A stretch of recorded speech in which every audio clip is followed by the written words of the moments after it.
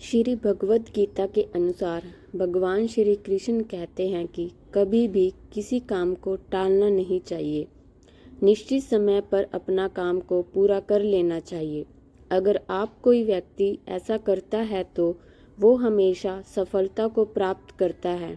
वहीं अगर आप हमेशा अपने कर्म से भागते रहेंगे तो भी आप जीवन में सफलता हासिल नहीं कर पाएंगे। गीता में कहा गया है कि यदि व्यक्ति का कर्म सही दिशा में हो तो वह बड़ी से बड़ी मुश्किल का सामना भी आसानी से कर लेता है और कभी उसे असफलता का सामना नहीं करना पड़ता है। इन लोगों को ही मिलती है सफलता।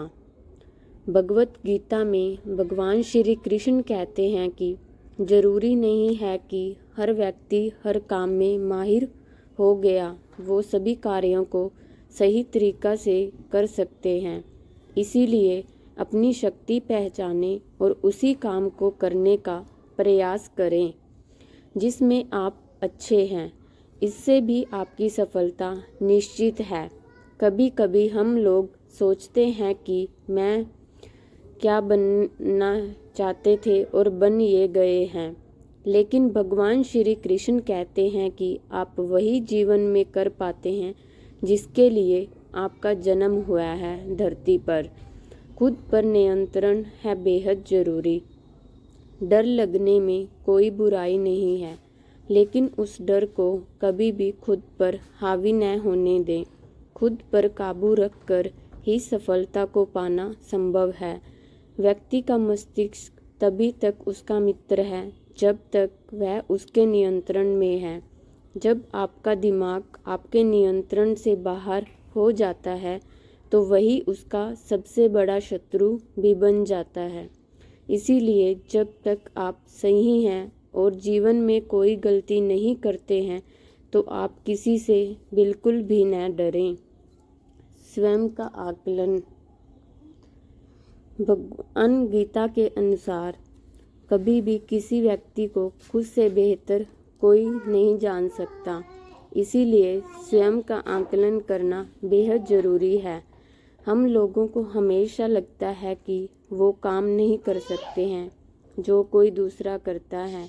गीता के अनुसार जो भी व्यक्ति अपने गुणों और कमियों को जान लेता है वह अपने व्यक्तित्व का निर्माण करके हर काम में सफलता प्राप्त कर सकता है। अपने मन पर नियंत्रण रखें। श्री कृष्ण जी कहते हैं कि कई बार हमारा मन ही हमारे दुखों का कारण बन जाता है। गीता के अनुसार जिस व्यक्ति ने अपने मन पर काबू पा लिया, उसे नियंत्रण करने की कला सीख लिया है, तो वह मन में पैदा होने वाली बेकार की चिंताओं और इच्छाओं से भी दूर रहता है। इसके साथ ही व्यक्ति को अपने लक्ष्य को भी आसानी से प्राप्त कर सकता है। अपने क्रोध पर काबू रखें। कहा जाता है मनुष्य का पतन का मुख्य कारण क्रोध ही होता है।